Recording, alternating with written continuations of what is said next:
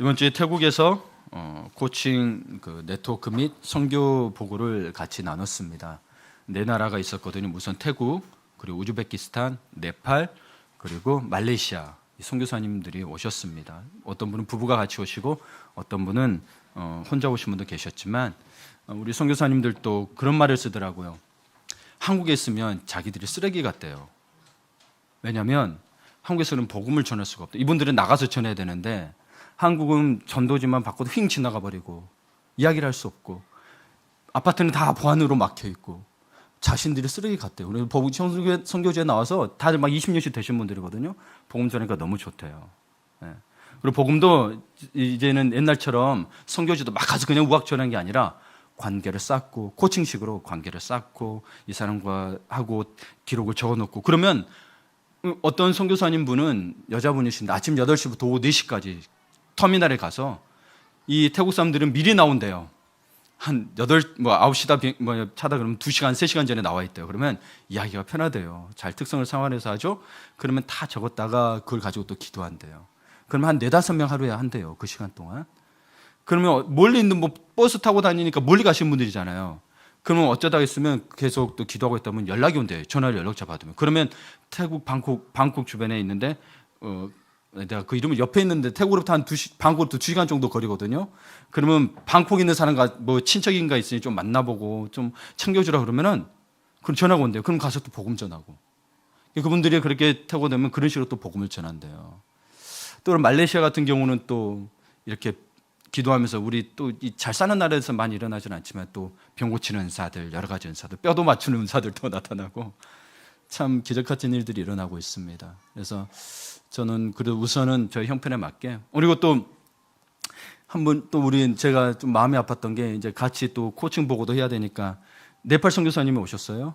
이분은 단벌이에요. 3일 동안 계속 3박 4일 동안 그 몸만 입고 계시고 이제 컴퓨터를 켜고 보고를 하려고 하는데 이 프로젝트를 연결해야 되거든요. 근데 안 나오는 거예요. 컴퓨터가 10년이 됐대요. 이렇게 두꺼워 탱크예요, 탱크 완전히. 근데 마음이 너무 아파. 내 건 이렇게 얇아. 그래서 그날 밤도 계속 내가 너무 하나님 죄송 하나님 나는 눈물이 나더라고. 그래서 그 안에 제 거 자료 다 있지만 좀 지워지더라도 근데 이거 내 거 날라간다고 해서 이번에 안 주면 못 드릴 것 같은 거예요. 그래서 그냥 드리고 왔어요. 네.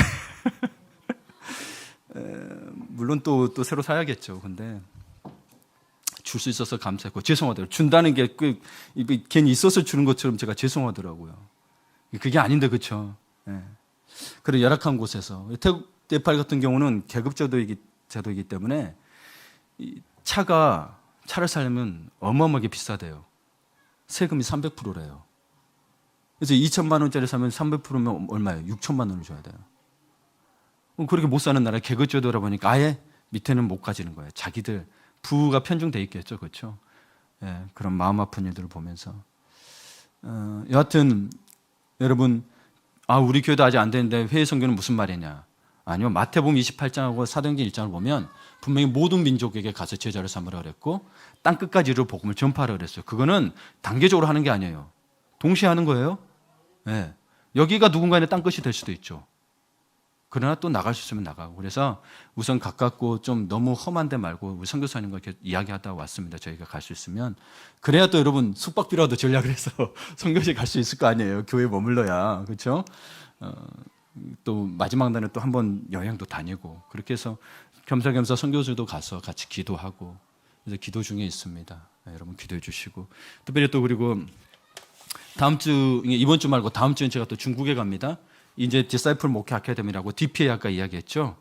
이거를 제가 또 2년 동안도 같이 도와줘야 됩니다. 그래서 이거는 목회자를 키우는 건데 중국에는 저는 아직 그 선교의 비전은 없습니다. 중국에는. 그러나 한국에서 목회자를 같이 키우는 거는 관심이 있습니다. 왜냐하면 저도 같이 여기에 이 교회가 땡전 한 푼 안 받았어요. 다 여기를 해서 교회를 재정을 따로 채취한 게 아니고 후원을 성도들에게 받고 뭐 장로님들 중주들 받아가지고 때로는 어떤 날 갔더니 차비도 주고 개척교회라고 50명 이하의 개척교회 목사들만 모여서 했거든요. 11명을. 얼마나 대접을 잘해주고 먹을 것부터 시작해서 아주 잘 섬겨주셨어요. 그리고 교육받고 질 좋은 세미나 해주시고 교회 적용할 수 있도록. 그래서 내년부터 내후년은 제가 또 섬겨야 됩니다. 중국이 목적이 아니고 이분들을 잘 섬길 수 있기를 또 바라요. 제가 저도 받은 은혜가 있으니. 그래서 여러분 또 해외 선교와 우리 DPL에서 꼭 기도해 주세요. 예, 은혜가 있기를 간절히 축복합니다. 예, 오늘 본문의 말씀은 지난주에서 계속됩니다. 여러분, 하나님이 우리에게 주시는 길의 축복 두 번째입니다. 하나님이 우리에게 주시는 길의 축복을 어떻게 누려야 할 것이니. 지난주에는 새로운 길을 보아야 한다고 했습니다. 첫 번째로. 그러기 위해서는 간절하고 절박한 기도를 하라고 이야기했죠. 두 번째는 은혜의 때를 놓치지 말아야 한다 했습니다. 그래서 서로의 중보의 기도가 필요하다고 했습니다. 오늘 그 이어서 오늘의 첫 번째입니다. 회개하면 하나님의 길이 보입니다. 네, 회개하면 하나님의 길이 보입니다. 7절을 띄워주실래요? 7절 같이 읽어볼까요?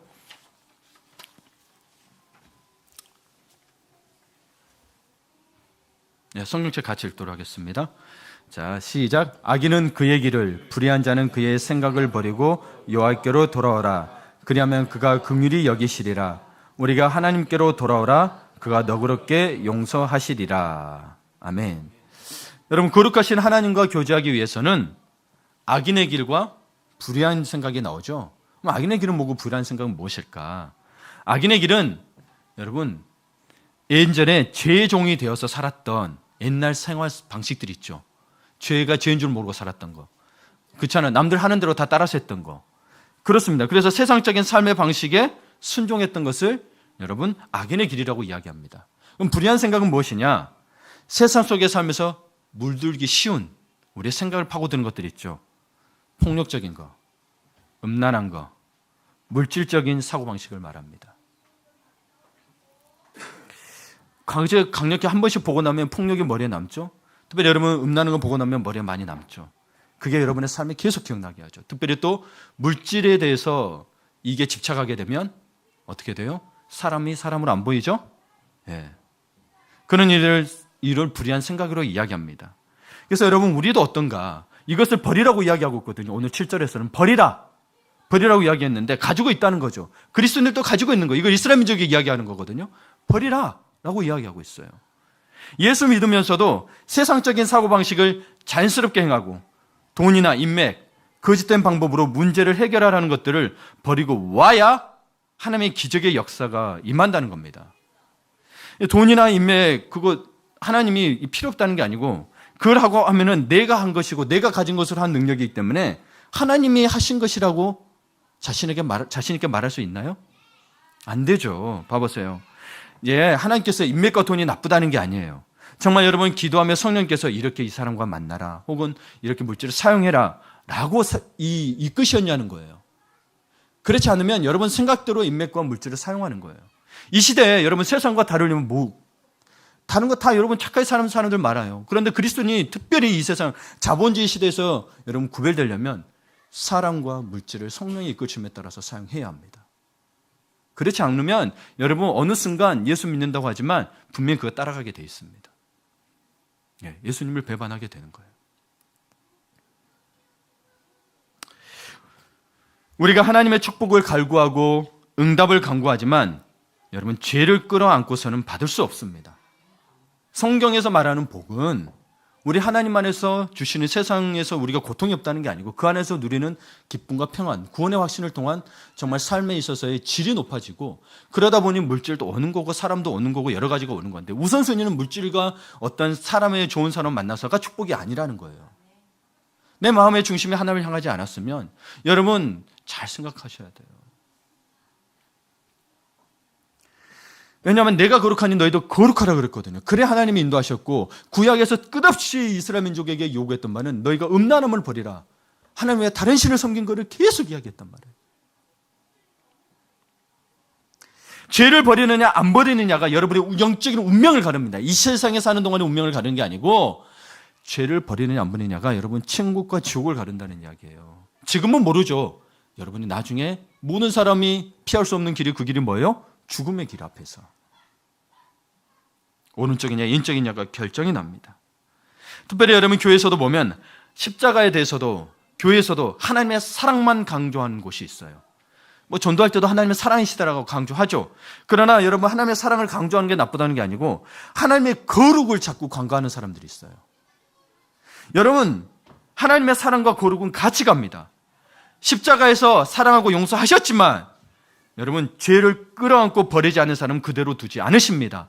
예수님이 무엇 때문에 십자가를 지셨죠? 우리 죄 때문에 지셨기 때문에 죄를 버리지 않으면 여러분 심판을 받는다는 거예요. 사랑을 강조하세요. 그러나 그 뒤에는 공의가 있다는 걸 기억하십시오. 그래서 그 공의 때문에 하나님 우리를 그냥 구원할 수 있음에도 불구하고 공의 때문에 죄 없는 예수님을 이 땅에 보내주신 건데 우리는 그냥 모든 걸 용서해 주겠지. 우리는 구원파는 아닌데 구원파적인 사고를 가지고 살아가고 있다는 거죠. 그러면 교회 와서 예배만 드리면 되는 거고 평상시에는 교회에 신경 안 써도 된다는 거예요. 분명히 이거는 교회는 예수님의 십자가 피해 위에 세워진 거거든요. 주는 그리스도시요 살아계신 하나님이다, 하나님의 아들이시다는 이 고백 위에 세워진 건데 여러분 교회를 소리 여기지 마십시오. 교회에 각자 교회 목회자에게 주신 비전들이 있습니다. 우리 교회는 양육과 훈련이 있다. 그러면 그걸 따라가시는 게 교회 공동체 속에서 여러분 예수의 말씀에 순종하는 겁니다. 나만 와서 예배 잘 드리면 돼. 그거는 분명히 여러분 교회는 분명히 교회론이 어떻게 됐어요? 예수님이 머리고 우리는 지체라고 됐어요. 그러나 지체가 따로 놀게 되면 공동체에 속한 게 아니죠. 개인 생활하는 거죠. 그건 신앙이 좋다고 할 수가 없는 거예요. 성경을 잘못 알고 있는 혹은 내가 하고 싶은 부분만 하는 거예요. 믿음이 없다기보다. 성경은 하나님은 온전히 살아내라고 그러지 이거 너 할 수 있는 것만 해? 한 적이 없어요. 성경에. 그렇죠? 그런데 자기가 딱 정하면 난 이 정도까지 이렇게 때로는 이 정도니까 이 정도까지 내가 여기에서 하니까 이 정도까지 아니에요. 가방끈이 짧으나 기나 가진 것이 많으나 적으나 거리가 뭐나 가까우나 똑같습니다. 여러분 스스로 결정짓지 마십시오. 말씀은 동일합니다. 환경에 좌우되는 건 말씀이 아니죠. 그럼 진리가 아니에요, 여러분. 내가 저 달나라에 살더라도 주님이 나보고 공동체 속에서 교회 와서 예배드려도 달나라에 교회가 없다. 그러면 와야 되는 거예요. 내 상황이 이러니까 교회 못 오고. 아니에요, 여러분. 그거는 여러분의 편리에 따라서 예수를 믿는 거예요. 예수를 정말 믿는다면 말씀에 순종하는 거지 여러분의 생각대로 하는 게 아니에요. 제가 진리라 그랬잖아요. 진리는 99% 해야 진리가 아니에요. 100% 해야 진리인 거예요. 네. 그렇게 되면 여러분 내가 이 정도는 할 수 있고 이 정도가 되면 여러분 스스로 예수님을 하나님의 말씀을 가르게 되는 거잖아요. 그러면 여러분 오히려 하나님이 되는 거예요. 하나님을 말씀을 구분하고 있는 우리는 어느새 모르는 나는 내 형편에 따른 것 같지만 우리 스스로가 어느새 주관자가 되어 있는 거예요. 잘 생각해 보셔야 돼요. 그래서 여러분 사랑 많으시지만 절대 거룩함, 공의를 간과하시면 안 됩니다. 예. 그러나 여러분 우리가 그러고 싶어서 그런 게 아니잖아요. 그럼 왜 그럴까를 생각해 봐야 되는데 에스겔서 18장 31절 좀 띄워주실래요? 같이 읽어볼까요? 시작. 너희는 너희가 범한 모든 죄악을 버리고 마음과 영을 새롭게 알지어다. 이스라엘 족속아 너희가 어찌하여 죽고자 하느냐. 아멘. 여러분 우리가 마음과 영을 새롭게 해야 되는데 예배만 와서 하는 거라고 해서 예배는 철저히 여러분 우리의 회개 시간도 아니고 다 포함된 거예요. 예배의 주체는 누구예요? 하나님이세요. 내가 위로받으러 온 게 아니에요. 위로는 하나님 앞에 드리면 받게 돼 있는 거예요. 위로만 목적이 아니란 이야기예요. 내 기도 응답만이 목적이 아니고 하나님의 예배를 받고 하나님이 기쁘시게 해야 여러분 새롭게 되고 다 변화가 되는 거예요. 여기에서 마음과 영을 새롭게 하라고 되는데 뭘 버리라고요? 너희가 범한 모든 죄악을 버리고 돼 있다. 우리는 이전 것은 지나가고 보라 새 것이 되었다고 했는데 아직도 이전 것을 가지고 있으면 새롭게 된 거예요? 안 된 거예요? 안 된 거죠. 그래서 버리라고 하는 거예요. 하나님의 사랑으로 계속 베풀어 주시는 거예요. 심판하겠다 그게 아니고 깨달아라. 때로는 어떤 일이 일어납니다. 그것 때문에 깨달아라는 거예요. 돌이키고 돌아와라. 그게 사랑이에요. 그러나 그러지 않았을 때는 죽음의 길에 갔을 때는 공의로 심판할 수밖에 없는. 그래서 여러분 영이 자꾸 새로워지지 못하고 자꾸 과거에 미련이 드는 것은 죄 때문입니다. 가장 초신자가 가장 많이 탄하는 게 그겁니다. 나 옛날에 그래도 괜찮았는데 교회에서는 하지 말래. 말씀에서 하지 말래. 그러니까 자꾸 예수관 괜찮은 것처럼 가려고 그러는데 죄 때문에 그래요. 죄의 습성이 자석 끌어당기듯이 자꾸 끌어당깁니다. 근데 우리는 어떤 게 옳은 건지를 알면도 불구하고 자꾸 그리 따라가게 되죠. 죄 때문에 그래요. 죄를 이길 힘이 없기 때문에 우리 주님 앞에 나와서 계속 붙들고 나가는 거예요. 네. 그래서 인간은 근본적으로 죄 문제를 해결해야 합니다. 그래서는 회개를 해야 되는데, 회개는 여러분 단순히 버리는 것으로만 끝난 게 아니고 죄를 버리고 성령으로 채워지는 것이 회개입니다. 단순히 여러분 회개를 버린다고만 생각했다면 큰 오산입니다. 큰 오산입니다. 하나님께서는 그분의 백성들의 운명을 바꾸고 우리 그리스도인들의 운명을 바꾸고 세계를 열어주실 때는 반드시 진실한 회개를 요구하셨습니다. 우리나라도 1907년에 평양 대붕이 일어나고 우리 이 역사 가운데 큰 이 믿음의 그리고 큰 그 기적 같은 일이 일어났던 것은 회개부터 시작됐습니다. 회개부터 시작됐어요. 길성주 장로가 자기가 먼저 내 친구의 돈 띵거먹었다고 해서 이야기하면서부터 시작됐어요. 그러면서 많은 사람들이 회개하기 시작했어요. 그 전에는 선교사들이 미국 해외 선교사들이 같이 자기 죄를 고백하고 기도하는 시간을 가졌었어요. 그게 부흥회 때 나타나기 시작합니다. 그래서 회개하면 죄가 씻겨나가고 내가 너희에게 주고 싶은 게 많은데 축복의 강물을 흘려보낼 텐데 왜 회개를 안 하냐는 거예요. 진심으로 회개를 하라는 거예요. 그래서 축복의 강물이 내게 쏟아들지 못하던 것은 하나님의 책임이 아닙니다. 여러분, 우리가 회개해야 역사가 이루어진다는 거예요. 예, 그렇습니다. 그래서 사도행전 3장 19절을 봅니다. 한번 읽어볼까요? 같이 읽겠습니다. 시작.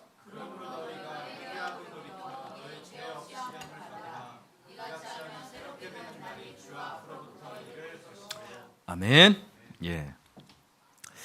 회개하고 돌이키고 죄옵심을 받아야 주 앞에서 새롭게 되는 역사가 일어난다는 거예요. 근데 자꾸 내가 예수관으로 나 새롭게 된 건데 자꾸 예수로 가잖아요. 화 안 낸다고 했는데 자꾸 화내고 미워한다 했는데 자꾸 미워하게 되잖아요. 이 죄 때문에 그런 거예요. 죄 문제를 온전히 해결해야 돼요. 그게 안 되면 계속 이게 이겨나면 여러분의 앞길을 막습니다. 그래서 회개 없이는 회복도 없고 회개 없이는 위로도 없어요. 회개 없이는 새로운 길, 새로운 인생이 이루어지지가 않아요. 예. 그래서 두 번째로 회개하는 자에게 주시는 축복이 있습니다. 회개하는 자에게 주시는 축복. 진정으로 회개하는 자는 하나님이 축복하시는데 오늘 본문 친절해 보니 긍휼히 여겨주시고 너그럽게 용서하신다는 거죠. 그러니까 여러분 세상은요 죄를 고백하면 그렇죠. 너 죄의 대가를 받아 몇 년 살아 뭐 이래서 벌금 얼마 내 이러잖아요. 그렇죠? 자동차 그 법규만 어겨도 그렇죠. 근데 하나님은 그런 게 아니고 용서해 주신다는 거예요. 그러나 세상은 사탄은 죄를 고백하면 하나님이 벌 주실 거라고 우리를 속이게 만들어요. 너 봐라 죄를 고백했더니 그런 일이 일어나지 않냐. 그런 일이 일어난 게 하나님 벌 주신 게 아니에요. 때로는 하나님이 징계일 수도 있고 때로는 사단이 자꾸 그런 식으로 속이고 있는 거예요. 성령에서 하나님은 너가 잘못했다고 해서 네가 그러니 죄를 회개하니까 벌 주시겠다는 말이 없어요. 그러니까 여러분 상황으로 이거 그래서 내가 그랬는데 하나님 이렇게 인도하시는 거 아니에요. 그렇게 하면 안 돼요. 사단이 속이는 거예요. 넘어가지 마세요. 환경에 넘어가지 마세요. 항상 여러분 환경에 어떤 일이 일어나더라도 하나님 말씀이 우선이 되는 게 믿음이에요. 믿음이에요. 우리 수요예배 때 10명 정도가 나왔더라고요. 그래서 우리 전도사님 설교했는데 은혜를 많이 받았다고 그러더라고요. 전도사님 어떤 설교했습니까? 그랬더니 말씀만 들으면 뭐하냐 살아내야지 그랬대요. 다들 아멘으로 화답해 주시고 들으면 뭐하냐는 거예요. 들으면서 믿음이 생겼으면 믿음은 순종하는 것까지가 믿음이지. 네. 이제 여러분 하나님이 이미 용서하셨고 우리의 관계를 회복하기를 원하세요. 미래 죄까지 다 용서하셨어요. 회개하면 쉽잖아요. 뭐 돈 100억을 내라는 것도 아니에요. 여러분 저기 법관한테 가서 여러분 저 100억 주면서 내 마음속에 있는 죄까지 다 씻겨주십시오 해보십시오. 돈 받고 벌은 안 줄 수 있죠? 마음의 죄는 씻겨진가요? 안 되는 거예요. 그러나 우리 예수님은 그래 주신다는 거죠. 회개만 하면.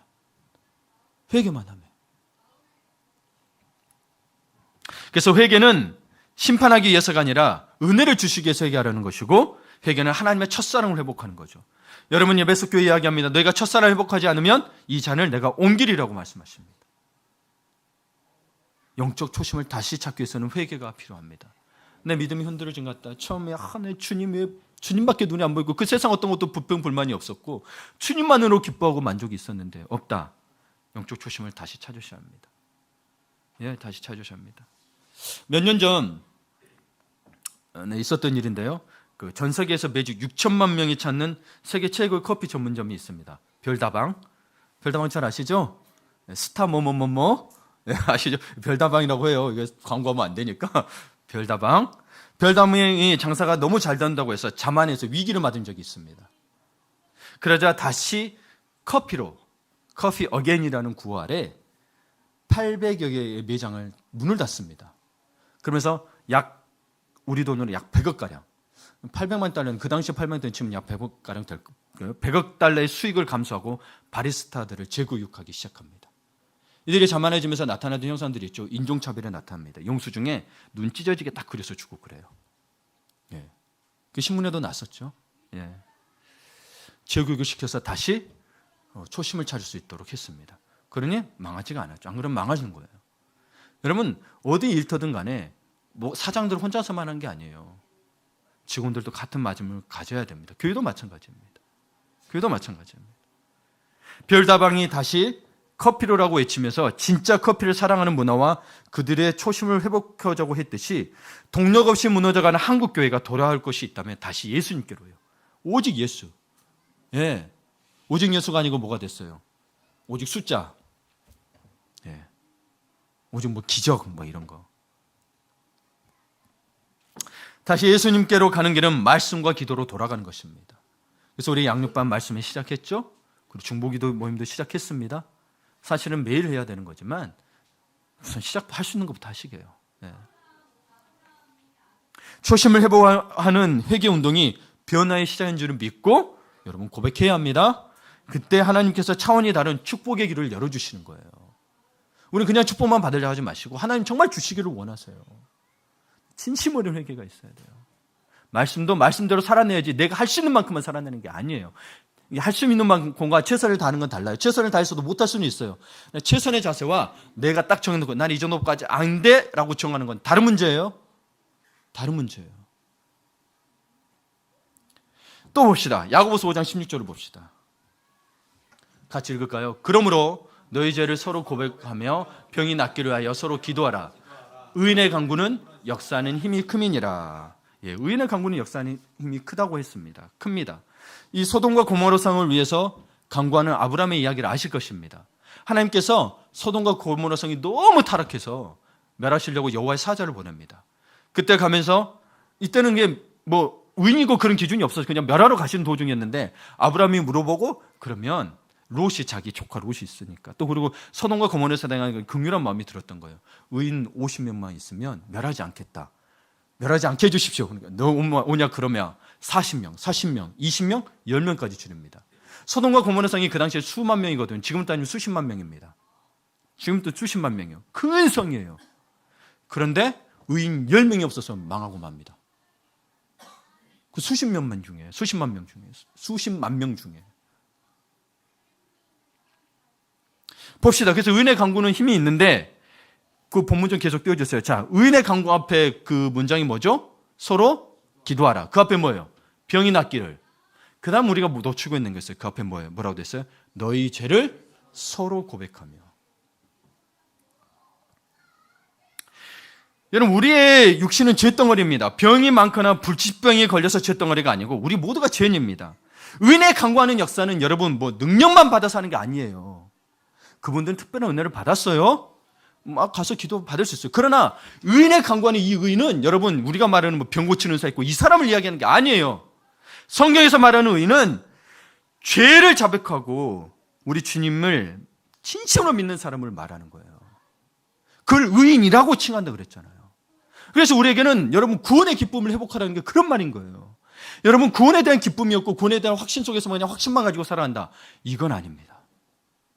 예수 그리스도의 십자가로 말미암아 내가 죄에서 구원받았다는 기쁨이 없으면 여러분 나는 교만해집니다. 영적으로 교만해집니다. 겉으로는 안 들었는데 영적으로 아니, 저 사람은 저런다면서 목사인데 저것밖에 못 살아?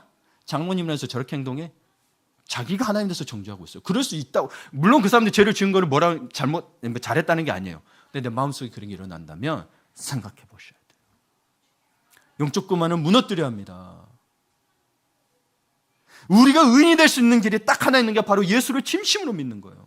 저도 아직도 예수님 앞에 정말 이 중학교 2학년 때요. 그냥 뭐 엄마니가 집에 누가 와서 예배 드린다고 같이 엄마 나와서 예배하라니까 예배하면서 기도했어요. 근데 저가 방언으로 막 기도하는 거예요. 울면서 막 기도했어요. 3, 40분 동안 다 끝났는데 못 멈추겠는 거예요. 엄청 울면서 기도했어요. 그래서 내가 하나님 그게 뭐죠? 그랬더니 내가 죄를 다 고백했대요. 근데 그때의 상태를 내가 왜 기억하냐면 그렇게만 끝났으면 기도 못하죠. 3, 40분 동안 울면서 기도했는데 끝나고 나서 세상에 줄 수 없는 중2 때 아직도 그 느낌이 있는 거예요. 시원하고 맑은 물 같고 깨끗한 마음이 있잖아요. 예, 아직도 저는 그것 때문에 기억하는 거예요. 여러분 정말 회개의 그런 맛을 보셨나요? 저는 그때 생각하면 그래 지금도 그런 것을 회복하고 싶고 매일매일 지짓잖아요. 그렇죠? 여러분 구원에 대한 감격이 없고 은혜에 대한 감격이 없으면 여러분의 신앙을 다시 한번 재고해 봐야 됩니다. 우리 세례를 받으셨지만 예수님을 구세주로 영접했다는 것은 나의 모든 죄를 고백하고 다시는 죄를 짓지 않겠다는 의미가 담겨 있는 겁니다. 그냥 세례 받은 게 아니에요. 그렇기 때문에 구세주예요. 나를 죄에서 구원하셨기 때문에 구세주인 거예요. 우리 오래됐거나 초신자나 상관없어. 오래됐더라도 이게 없으면 다시 재고해 봐야 되는 거예요. 우리 왜 와서 예배 드리는 거죠? 그런 감격과 기쁨 없이 드리는 예배가 하나님이 받으실까요? 목사의 설교가 좋아서 은혜 받는 게 아니에요. 여러분, 목사의 설교에 대해서 은혜 받는 게 아니라 모두 다 왜 어떤 사람 은혜 받고 어떤 사람 못 받는 거예요? 그게 목사 설교 때문일까요? 우리가 지금 비전에 처음 적었을 때 밖에 사대 보면 좋은 예배자가 좋은 예배를 받는다고 되어 있습니다. 여러분이 구원의 기쁨을 회복하면 예수 이름 십자가만 나와도 은혜가 되는 거예요. 저 그런 분을 봤어요, 진짜로. 미국에 있을 때 90세가 넘은 우리 김창현 박사님인데 그분은 설교해도 맨날 예수 십자가만 설교해. 그분은 예수 십자가만 해도 들면 지금도 눈물 흘리면서 기도해. 근데 우리는 뭐 때문에 울죠? 돈 없어서 울고 어려워서 울죠? 그래서 울지 말라는 게 아니고 십자가의 은혜 감격에서도 좀 울음이 있어야 되지 않을까요? 네. 힘들고 어려우면 당연히 울어야죠. 울면서 기도하죠. 당연히. 그러나 저는 말하고 싶은 거 왜 십자가 은혜로는 그 구원의 말미암아 감격에서는 눈물이 없냐는 거예요. 세상에 줄 수 없는 평안과 기쁨을 죄에서 구원해 주셨는데 왜 그거에 대한 감사가 없냐는 거예요.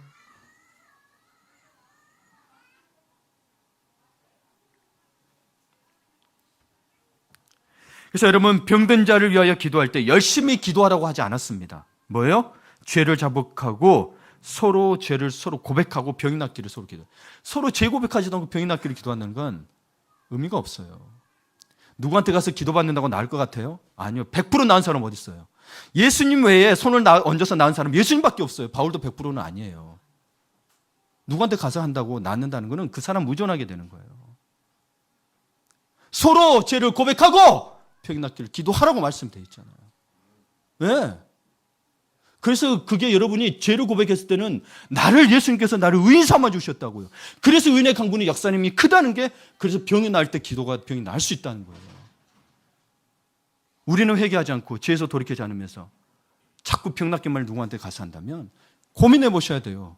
여러분 기도 안 받아 다 받아봤잖아요. 근데 왜 안 나을까요? 여러분 새로운 사람들 있으면 우군 사람이랑 같이 여기서 기도를 해요. 어떤 사람들은 믿음을 갖겠다 나오는 분이 있고 다음 주에도 교회 와서 계속 기도합시다 그러면 한 번 해서 안 되니까 안 나온단 말이에요. 여러분 근본적으로 예수님도 병을 고칠 때 이 사람이 믿음으로 말미암아 구원받기로 원했던 거지 병이 낫기로 해서 한 건 아니에요. 1차적으로는 구원받기로 하는 거예요. 회개하라 그거예요. 그래서 죄를 자백하고 기도하는 것이 훨씬 강력한 기도가 된다는 말인 거예요. 근데 우리 어느새 회개가 사라져버리고 설교 가운데도 회개하려면 성도들이 내가 뭔 죄했냐고 떠나버린대요. 마음이 아파요. 우리 교회는 처음부터 제가 이렇게 하는 거예요. 그러지 말라고. 갈 사람은 가라. 이거 못 듣겠으면.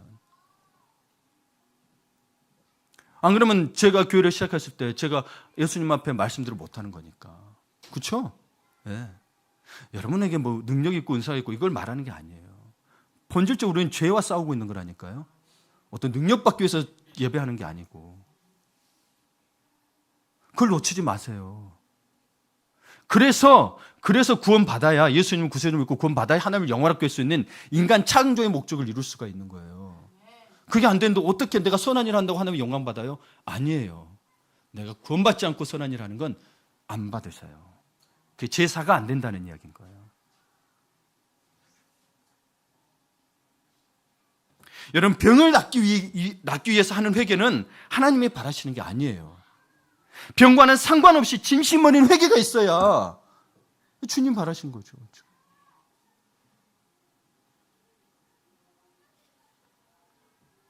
사도행전 2장 38절을 띄워주십시오. 자, 같이 읽어볼까요? 시작. 베드로가 이르되 너희가 회개하여 각각 예수 그리스도의 이름으로 세례를 받고 죄사함을 받으라. 그리하면 성령의 선물을 받으리라. 아멘. 여러분, 성령의 선물을 받고 싶으세요? 먼저 회개하세요. 성령의 선물이 치유일 수도 있고 예언일 수도 있고 뭐 통행은사일 수도 있고 방언일 수도 있습니다. 먼저 회개하십시오. 죄사함을 받으라 그러죠. 그리하면 성령의 선물을 받으리니. 말씀대로 하고 있는 거예요. 네. 그래서 기도할 때 죄를 고백한 것은 매우 중요합니다. 그냥 회개하자고 하면 그냥 회개만 하자 그러면 그때부터 힘든 시간이 되는 거예요. 그런데 여러분, 주님의 은혜를 진짜 경험하고 나면, 저도 이야기했잖아요. 막 맑은 물 같고, 회개는 놀라운 기쁨의 시간이 되는 거예요. 하나님, 제가 잘못했습니다라고 고백하는 순간에는 힘들지만 그러고 나면 여러분 심령의 영적인 막힘이 풀어지는 거예요. 네. 여러분 막 하고 다 아무리 내가 사랑이라고 뭐해도 돈 잘 보고 해도 마음속에 막힘이 있지 않던가요? 죄 때문에 그런 거예요. 본질적으로 죄 문제 해결이 안 되면 아무리 많은 걸 누려도 마음은 답답하고, 그러다 보니 나쁜 습성들이 나오죠. 갑질도 하는 거고 사람들 괴롭히기도 하는 거고 그런 거예요.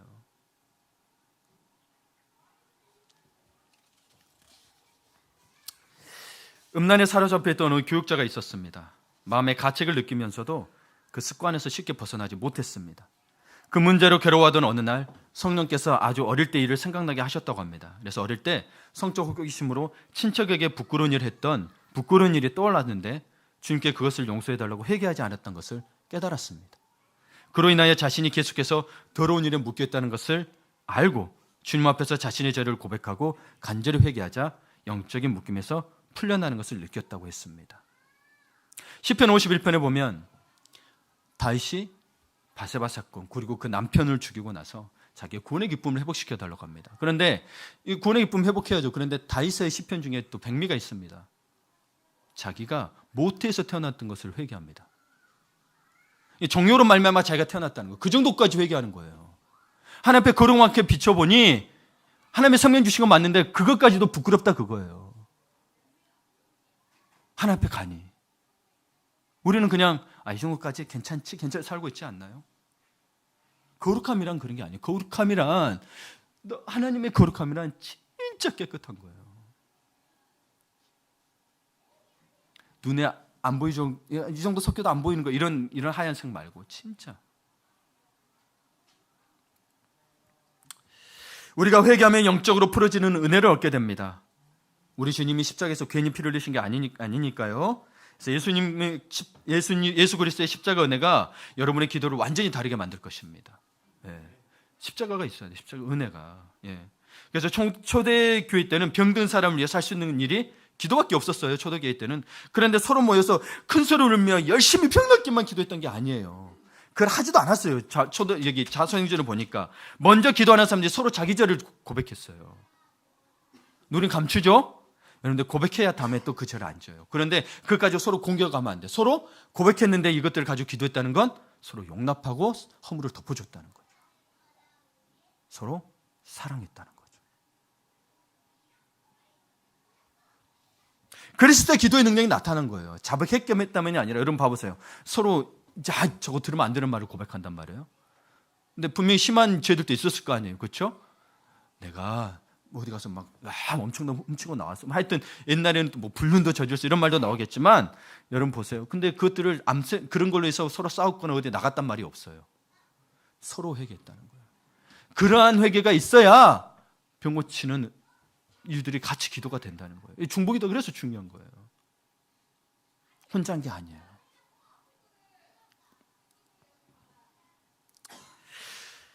그래서 여러분, 병든 자를 위해서 기도하는데 하나님 앞에 마음에 걸리는 게 있습니까? 뭐 쉽게는 예를 들면 누구에게 심한 말을 했다거나 거친 말을 했다든지, 성경에도 그렇죠. 그 제물을 드리기 전에, 예배 드리러 가기 전에 형제가 다툰 일이 있으면 가서 화해하고 와서 제물을 드리라고 이야기하죠. 그 정도로 여러분 회개하는 게 중요합니다. 속으로 악한 생각을 했다든지, 누군가를 속이기 위해 거짓말을 했다든지, 하나님과 약속한 것을 지키지 않았다든지, 자기 배우자를 두고 다른 사람을 만났다든지, 부부싸움을 했다든지 기도하기에 앞서 마음에 걸리는 게 있으면 그것을 다 고백해야 돼요, 하나님 앞에. 왜? 이분이 거룩한 분이시기 때문에. 그게 안 되고 뭐 다른 거 해달라고요? 뭐 그래 나올 수도 있고 뭐 응답을 받을 수 있습니다. 그러나 저는 모르겠어요. 아까 이야기했죠. 영적인 운명을 결정짓는 문제라고.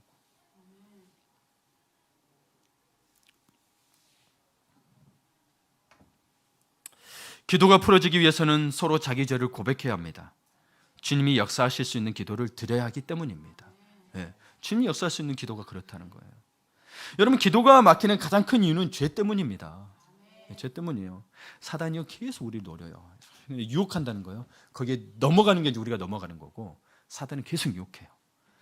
그리고 옛날에 이 습관들이 있던 사람들은 맛을 알기 때문에 뭐 술이 됐든 담배가 됐든 뭐가 됐든 간에 맛을 알기 때문에 그게 기억나게 유혹이 오면 거기에 떠나 있거나 또는 금식하거나 자기가 이겨내야 돼요. 그 부분은. 왜? 죄가 기억이 되고 있는 거잖아요, 몸에.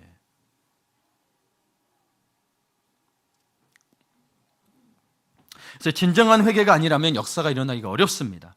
습관적으로 하는 회개는 엄밀히 말해서 진짜 회개가 아닙니다. 우리 대표기도 할 때 똑같은 죄를 그거를 뭐라 하기보다도 이거를 끊어내야 되는 거예요. 저도 1시간 기도라는 책에서 제가 이제 비행기 타고 오면서 좀 봤거든요. 근데 이런 부분이 나오더라고요. 여러분이 반복적으로 짓는 죄가 있다면 하나님께 이렇게 구하십시오. 돼 있어요. 하나님, 더 이상 그 죄를 짓고 싶지 않습니다.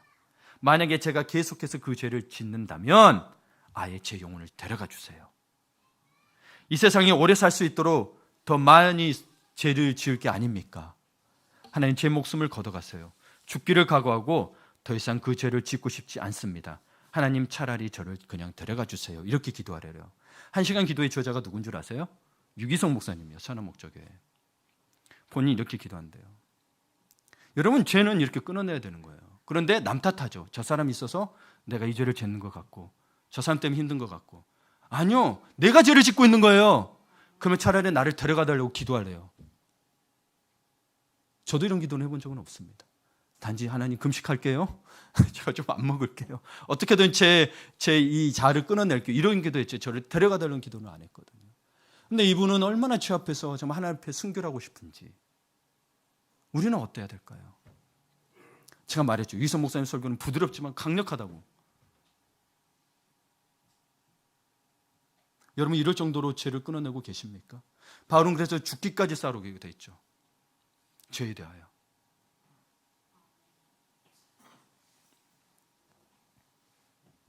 그래서 여러분, 근데 하나님께서 우리가 진심으로 어떤 죄를 끊기를 바라기만 해도 이미 마음에 아세요. 끊기 바라기만 해도 벌써 우리 죄를 사시고 죽음에서 구원해 주실 것을 이분은 다 알고 계세요. 그래서 그때 여러분의 기도가 확 열리는 거예요. 예, 그러면 기도에 달라져. 맨날 질질 짜고 맨날 이거 해주세요 이거보다도 벌써 다른 사람 축복하고 기쁨이 있고 기도가 힘이 있어요. 예, 벌써 달라져요. 그 사람, 그런 사람 기도들은 벌써 내가 나도 괜히 확신이 생겨. 안 될, 나 스스로는 안 돼. 벌써 나도 같이 마음에 확신이 생겨. 그게 하나님의 말씀의 능력인 거예요. 그게 그리스도의 삶이고 나는 안 돼가 아니고 그걸 지향하며 사는 거예요, 여러분. 말씀은 동일하게 있는 거니까. 네.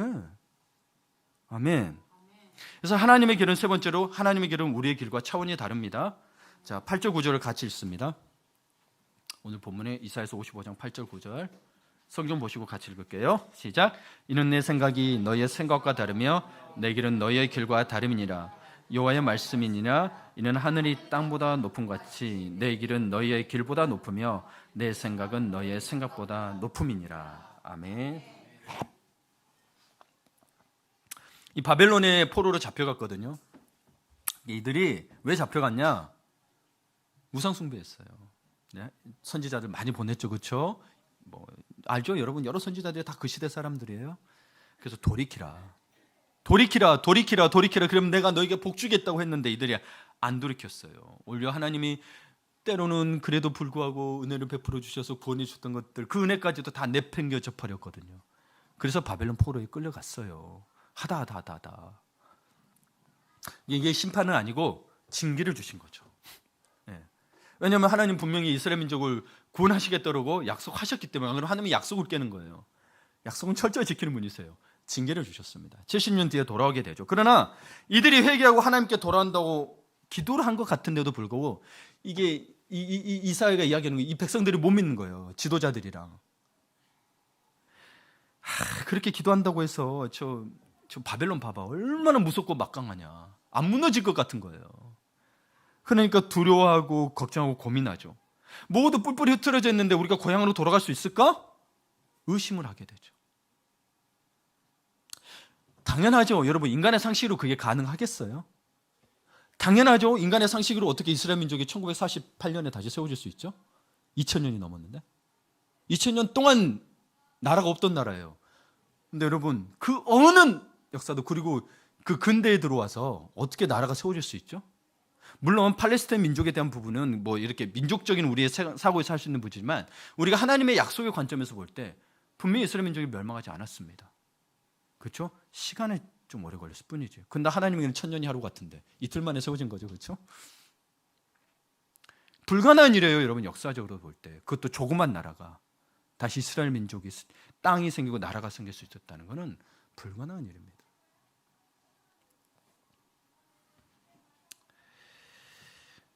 그래서 우리는 하나님을 믿으면서도 하나님이 어떻게 이 문제를 해결해 주실까 라고 하면서 하나님을 걱정합니다. 그래요, 안 그래요? 제 말이 이해가 안 되셨나 본데, 하나님도 참 골치 아프시겠다 하죠. 그리고 어떻게 문제를 해결하실까 하고 이럽니다. 에이고 이건 하나님이 어쩌다 나 같은 사람 만나가지고 자기 걱정해야지 하나님 걱정하고 있어요. 네. 하나님 나 같은 사람 통해서 하실 수 있을까? 여러분, 하나님 하실 수 있는데 하나님이 이제 성품에 따라서 하시는 분인 거죠. 네. 여러분, 그러나 하나님은 다르다는 걸 기억하십시오. 오늘 읽었던 말씀처럼 우리의 수준과는 다른 수준을 갖고 계신 분이세요. 수백 가지의 길이 있고, 우리는 절박한 상황에서 살려달라고 기도하지만 사실 어떻게 살려주실 것인지에 대해서 여러분 별로 생각하지 마시길 바랍니다. 우리가 생각지도 못한 하나님의 수가 있기 때문입니다. 네. 살려달라는 것만이 답이 아니라는 거예요.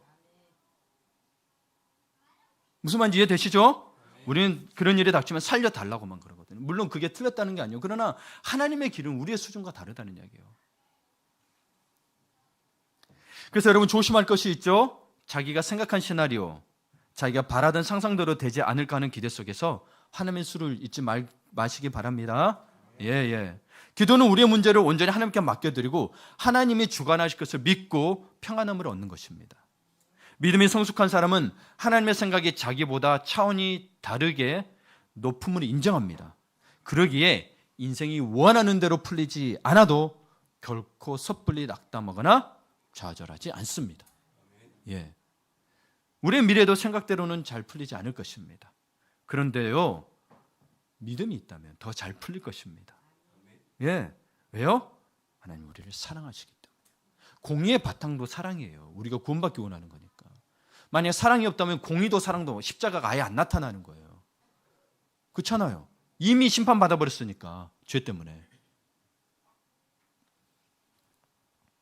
그래서 하나님의 위대한 계획을 위해서 때로는 우리 생각에 가장 좋은 일들이 우리에게 일어나지 않을 수 있어요. 여러분이 생각하기에 가장 좋은 일들이 일어나지 않을 수 있습니다. 그래서 우리가 생각하기에 반드시 열려야 할 문들이 닫혀버리고 이해할 수 없고 힘들고 어려운 일들을 겪게 하실 수 있습니다. 너무나 노력하고 공들인 일이 실패합니다. 정말 믿었던 사람에게 배신당합니다. 가장 가까웠던 사람이 떠나는 일을 겪게 하실 수 있습니다. 하늘이 원망스럽죠. 여기 하나님 보고 원망 안 해본 사람, 저도 했습니다. 어쩌면 지금도 하고 있는지 모릅니다. 하나님 왜 우리 성도들 이렇게 힘들게 하십니까? 라고 원망합니다. 좋은 원망인가요? 예. 마음이 아파요.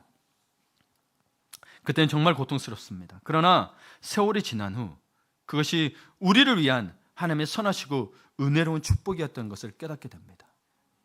특별히 여러분, 공동축에서 깨닫게 되는 것 중에 하나가, 여러분이 가정에 있고 혼자만 있으면 뭐를? 자신의 본질입니다. 내가 이런 성격이었어? 이런 성품이었어? 알아야 고칠 거 아니에요, 여러분. 의사가 진단해가지고 병명을 모르면, 제가 피덩이 이렇게 오줌 싸고 그럴 때 원인을 모른대요. 신장까지 치료받으면 답답해 죽겠더라고요. 원인을 모르니 뭔 약도 쓸 수 없는 거예요. 의사는 근데 약 처방을 해줘요? 못 먹겠더라고요. 원인을 모르고 준 약을 내가 어떻게 믿어요? 쓸데없는 거잖아요. 못 믿다고 해도 쓸데없다는 생각이 드는 거예요. 여러분 생각해 보세요. 원인을 모르면 그 약도 못 먹는 거예요. 여러분의 영적인 교만, 영적인 어떤 미성숙함이 드러나야 여러분 그걸 갖춰가고 온전한 그리스도의 삶을 살 수 있을 거 아니에요. 자꾸 감추려고만 하지 마세요.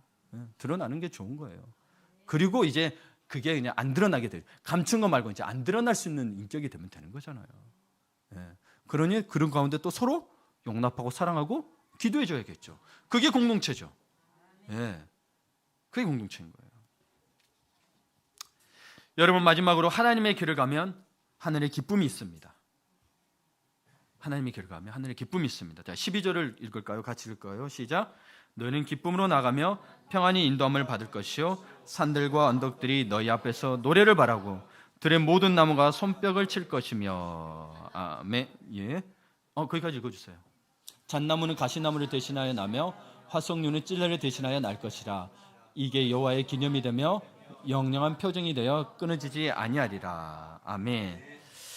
하나님께 나와서 구원받은 백성들, 말씀 듣고 회개하며 변화된 백성들, 기도의 응답을 받고 살아난 백성들은 하늘의 기쁨으로 충만하죠. 그래서 여러분 보세요. 여기가 산들과 언덕들이 너희 앞에서 노래를 바라고 들의 모든 나무가 손뼉을 칠 것이며. 이게 뭐가 있어요?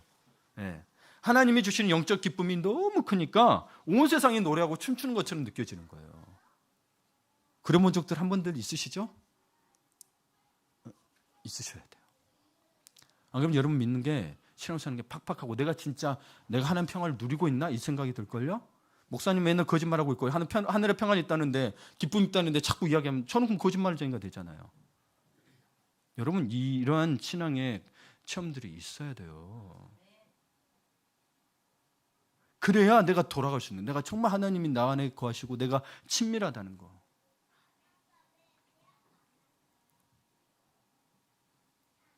오늘 그래서 성가대가 차장이었잖아요. 저 장미꽃 위에 있을.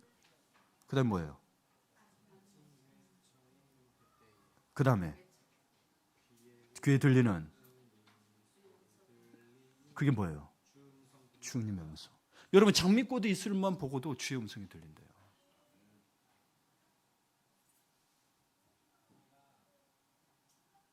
여러분 옆에 있는 성도만 봐도, 여러분의 사랑하는 성도만 봐도 마음이 따뜻하고 감격이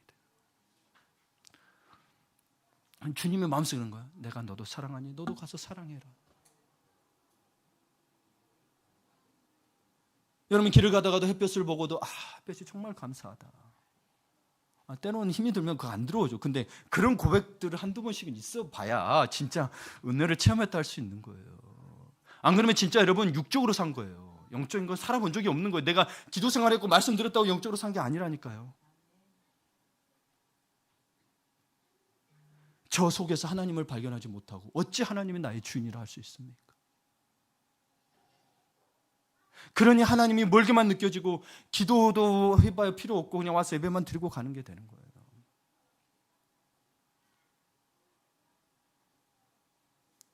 길을 가다가 하나님이 내가 너를 사랑한다는 말이 힘들 때 정말 그럴 때 들려와요.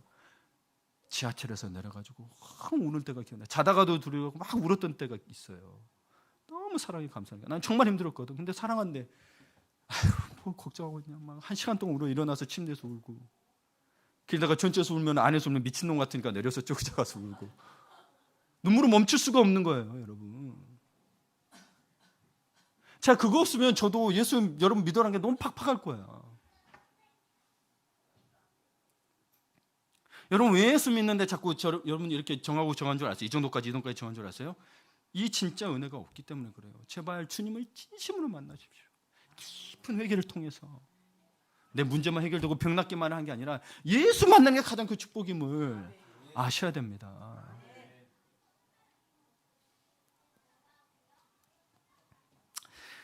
(13절에) 보면 가시나무와 찔레는 심판과 고통을 상징하고 잣나무와 화석류는 축복과 평강을 상징합니다. 잣나무와 화석류가 공통점이 뭐예요? 열매가 많죠. 잣나무와 석류잖아요. 그러니까 이게 축복과 평강을 상징하는 거예요. 하나님이 많이 주시겠다는 거예요. 풍성하게 주시겠다는 거예요. 그래서 하나님의 백성들이 하나님의 은혜로 회복될 때 이전의 고통과 두려움은 깨끗이 사라지는 것입니다. 그래서 우리는 하나님이 내시는 길을 함께 걸어가는 믿음의 동지들입니다. 나만 잘 믿는 거 아니에요. 여러분에게 저도 이 은혜와 저도 나눈 것은 여러분은 못한 사람 막 하려는 게 아니고 제가 이런 거 있으니 여러분들 해보시라 그거예요. 진짜 감격 있고 기쁨이 있어요. 지금도 그 순간들을 잊을 수가 없어요. 하나님은 살아계시다는 말이 저절로 나와요. 지난주 신은 죽지 않았다는 표현이지만 그냥 나와요. God is alive 이렇게 그냥 나오는 거예요.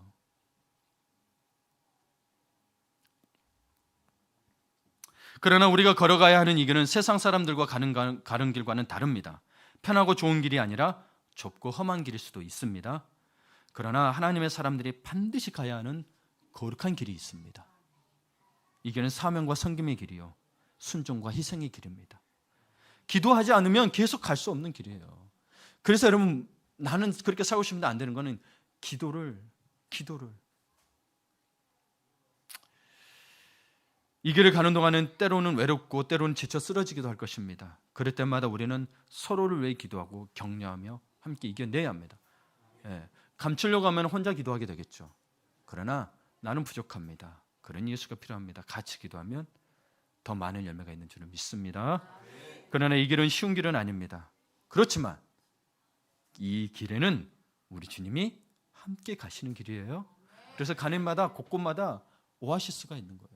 제가 말했잖아요. 제가 그런 사랑한다고 그랬던 것들이 오아시스 같은 거예요. 너무 기가 막힌 오아시스예요. 기가 막힌 오아시스예요. 그게 우리의 영을 살리는 거예요. 우리가 생각하지도 못했던 은혜의 돌파구가 사망에서 열리는 기적을 체험할 수 있습니다. 그래서 원수 마귀들을 물리치는 영적 승리의 길도 이 길입니다. 우리가 함께 서로 사랑하며 기도를 뭉쳐서 하나님이 내시는 길을 담대하게 걸어날 수 있기를 축원합니다. 반주자 신호를 받으시면 반주자 부르셔야 돼요. 그래서 여러분 정말 오늘서 함께 찬양하고 기도할 텐데 뭐 다른 거 없어요. 여러분 죄를 다 회개하세요. 다 회개하세요. 마음속에 생각 속에 과거에 회개했다면 그거를 다시 그 달콤함으로 다시 쫓아가지 말아야 돼요. 자꾸 옛날로 돌아가고 싶죠, 그렇죠? 죄 때문에 그래요. 그러니 회개를 하고 완전히 끊어냅시다.